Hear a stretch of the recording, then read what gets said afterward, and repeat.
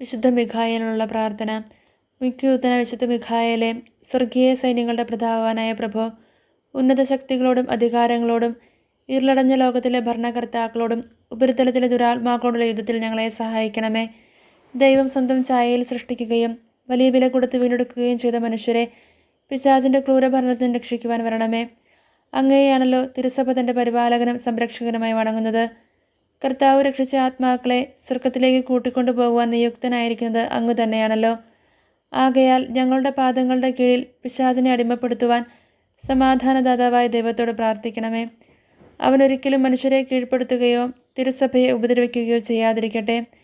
കർത്താവിൻ്റെ കരുണ വേഗം ഞങ്ങളുടെ മേൽ ഉണ്ടാകുന്നതിനായി ഞങ്ങളുടെ യാചനകൾ അത്യുന്നതൻ്റെ മുൻപിൽ സമർപ്പിക്കണമേ.